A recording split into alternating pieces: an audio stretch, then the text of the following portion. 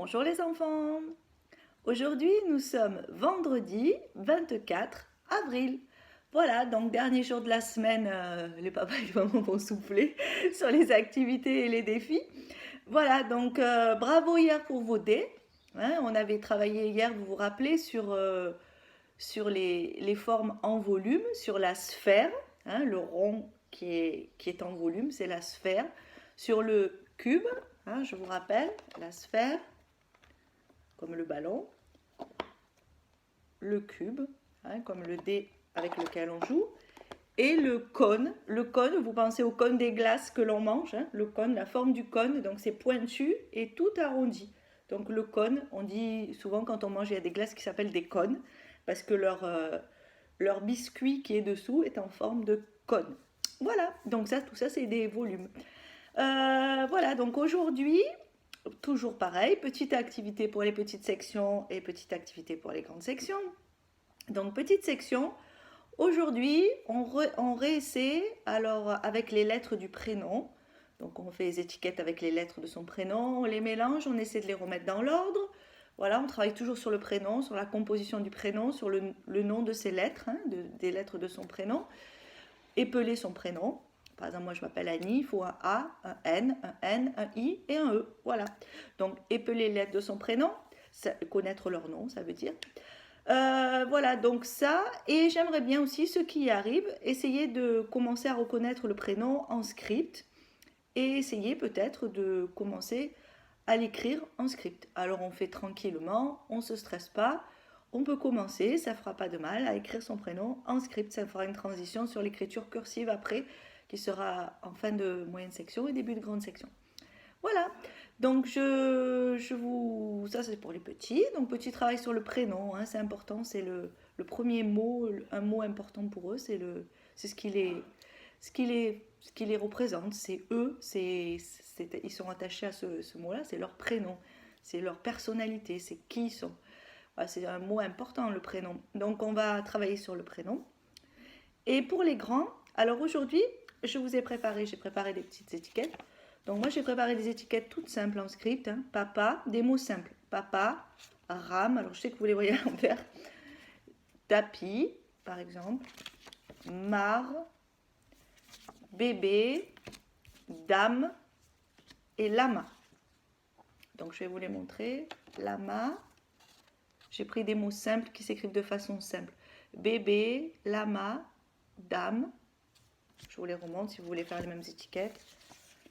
Mare, tapis, papa et rame. Donc ces étiquettes, tout simplement, je vais les couper puisqu'elles ont toutes, c'est des mots qui ont 2 syllabes. Donc je vais couper les étiquettes en 2. Rame, d'accord, pa, tapis, B, celui-là il est rigolo parce qu'il est double, la, ma, d'accord, et da, me. Voilà, donc avec mes moitiés et avec ces moitiés de mots, l'enfant, alors peut-être au début, ceux qui ont des difficultés, vous ne découpez que 2 ou 3 mots, parce que déjà ça fera 6 morceaux, il faut qu'ils retrouvent. Donc le but étant, avec ces syllabes, de reconstituer les mots. Alors s'ils ne se rappellent pas des mots, vous pouvez leur redire. Par exemple, il y avait le mot tapis. Qu'est-ce qu'on entend? Tapis. On va essayer de trouver le ta et le pi pour reconstituer le mot. Après, on avait da-me. Alors, qu'est-ce qu'on entend au début? Da-me. On reconstitue ces 2 syllabes. B, B. Il y a le son B, B, B. Et c'est 2 fois le même son. Donc ça, ils vont peut-être le retrouver plus facilement. Donc B, B. On essaye avec des mots simples. La, ma. Hop, je reconstitue mon mot. Voilà. Et après, on peut aussi s'amuser à faire des mots qu'on invente. Pas, il suffit après qu'ils sachent vous dire quels mots ils ont constitué. Des mots qui n'existent pas, des mots rigolos. pa, ra, par exemple, je peux faire ma, pa, voilà. Et on s'amuse avec les syllabes et on essaye de faire des mots qui existent, ce qu'on a déjà prévu de faire avec eux, ou alors des mots qu'on invente qui ne veulent rien dire. Prouver qu'il y a des syllabes qui, assemblées entre elles, ne veulent rien dire. Ce ne sont pas des mots. C'est des syllabes attachées entre elles, mais ce ne sont pas des mots. On peut faire ma, me, remeu, remeu. Ça veut rien dire. Voilà, on essaye, on fait et on s'amuse avec les syllabes. Le but étant, une fois on est arrivé à reconstituer ces syllabes, et on va essayer, voilà, de reconstituer 1, 2, 3, 4, 5, 6, 7. Là, j'avais mis 7 mots. Donc, ça fait 14 petits morceaux. On augmente au fur et à mesure. On commence par 3. Une fois qu'ils ont bien assimilé 3, on en rajoute 2, par exemple. On regarde et on les aide surtout. On ne les laisse pas bloquer devant leurs syllabes. S'ils n'y arrivent pas, on essaye avec eux. Même si vous les aidez un petit peu au début, c'est bien parce qu'ils vont petit à petit visualiser, comprendre la syllabique, qu'est-ce qu'on assemble, les sons. Quand je vois ça, quand j'entends ça, je vois ça.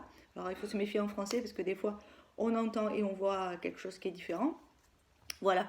Donc, mais au début, sur les syllabes simples, c'est bien, ça va leur faire comprendre la combinatoire, comment on combine des morphèmes et des graphèmes et comment on combine des syllabes pour faire des mots. Voilà. Donc petit à petit, les blocs s'assemblent. On est parti de la lettre, des lettres pour faire une syllabe. De la syllabe, on part avec les syllabes, on fait des mots et avec ces mots, après, avec chaque petit cube, on pourra faire une phrase. Voilà. Donc petit à petit, on avance dans la fabrication de mots, de phrases et de textes, puisque c'est le but après, c'est de déchiffrer des textes et de fabriquer soi-même, d'écrire soi-même des petits textes. Voilà, donc ça c'était pour les grands aujourd'hui. Alors aujourd'hui, on va commencer on va faire un peu de sciences et ces sciences nous amèneront sur de l'art la semaine prochaine. Donc on va travailler aujourd'hui sur les illusions d'optique. Alors, les illusions d'optique, c'est qu'en fait, nos yeux voient quelque chose, mais ce quelque chose, ils nous induisent en erreur. Nos sens se trompent. Ils nous montrent quelque chose qui, en fait, n'existe pas. Voilà, c'est une illusion d'optique. C'est que notre œil est berné et il ne comprend pas quelque chose et donc il interprète mal. Voilà, notre sens qui est la vue. La vue est gênée, elle est perturbée par quelque chose qui fait que notre cerveau l'interprète mal et nous fait voir des choses qui n'existent pas. Voilà, c'est une illusion d'optique. Donc par exemple, si l'on regarde longtemps ce dessin qui est fixe, hein, c'est un dessin, on va voir petit à petit, si on le fixe assez longtemps, on va voir tourner le dessin. Mais en fait, le dessin ne tourne pas. C'est une illusion d'optique. C'est notre cerveau qui interprète ce qu'il voit et qui va faire que ça bouge au bout d'un moment. Alors, vous pouvez le trouver sur Internet. Il y en a pas mal d'illusions d'optique. C'est assez rigolo à regarder. Et effectivement, on voit au bout d'un moment, quand on fixe, on va voir tourner. On dirait que les ronds tournent sur eux-mêmes. On dirait des poulies. Voilà. Donc, il y en a plein, hein, des illusions d'optique. Vous irez un petit peu regarder. Souvent, on interprète quelque chose qui est à plat, on va le voir en volume. Par exemple, cette œuvre d'art.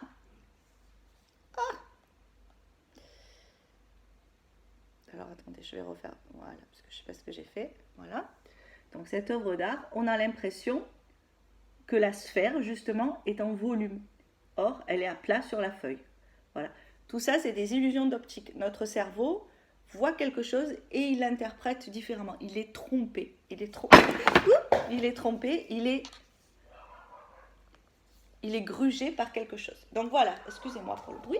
J'ai vu tomber ma tablette. Donc aujourd'hui, on va essayer de créer une illusion d'optique.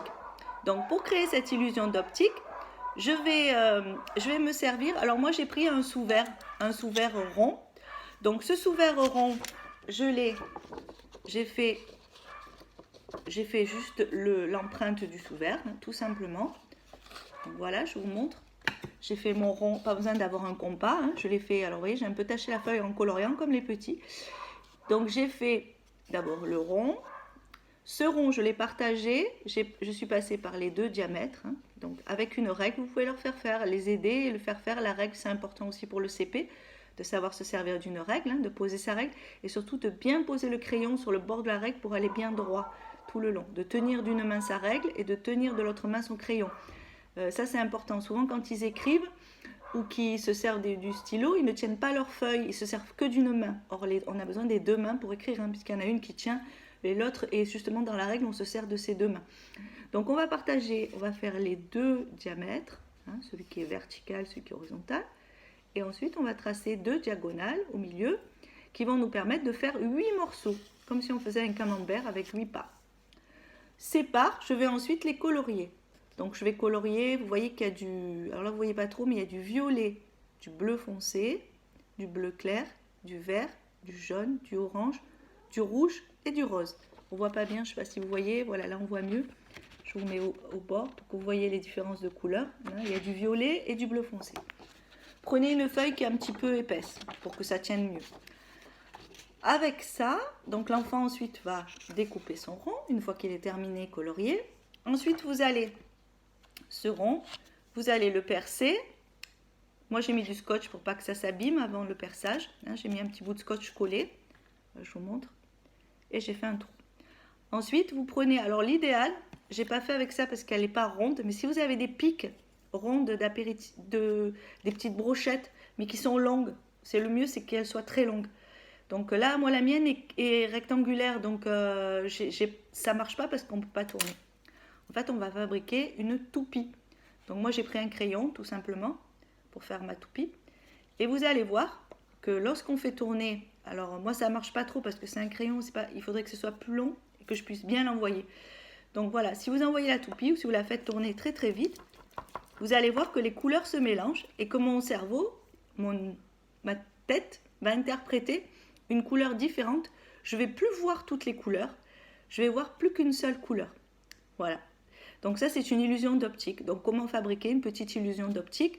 Alors je vous dis, la pique c'est mieux. Moi j'ai pris le crayon, mais c'est bien mieux une pique. Voilà, donc on fait sa petite toupie. Donc en plus on fabrique une toupie, ce qui est rigolo. Hein, et on va la lancer. Et quand vous la lancez, vous allez voir que toutes les couleurs disparaissent et qu'on ne voit plus qu'une seule couleur. Vous verrez, vous faites l'expérience et puis vous me direz. Donc aujourd'hui on travaille sur ça, les illusions d'optique. Vous regarderez, il y en a plein disponibles. Vous regarderez celle que je vous ai montrée, c'est celle qui revient le plus facilement. Vous l'observez pendant un moment et vous verrez que vos yeux interprètent que ça tourne alors que ça ne tourne pas, que l'image est fixe. Et là, vous verrez que notre cerveau, pourtant il y a plein de couleurs différentes, et bien, il interprète d'une autre façon quand ça tourne. Voilà, donc aujourd'hui, illusion d'optique, petite séance à la maison. Et la semaine prochaine, avec ces illusions d'optique, on fera de l'art et on fabriquera quelque chose, on créera quelque chose sur la base des illusions d'optique. Voilà, donc à vos petites toupies et bon défi. Et ben, je vous dis à lundi, puisque demain il n'y aura pas de vidéo. À lundi, alors je vous fais des gros bisous. Surtout, restez chez vous. Allez, on tient le bon bout, on y est presque. Profitez bien de vos parents, de vos grands frères et de vos grandes sœurs. Soyez prudents, prenez soin de tout le monde. Et surtout, amusez-vous. À demain les enfants, bonne journée.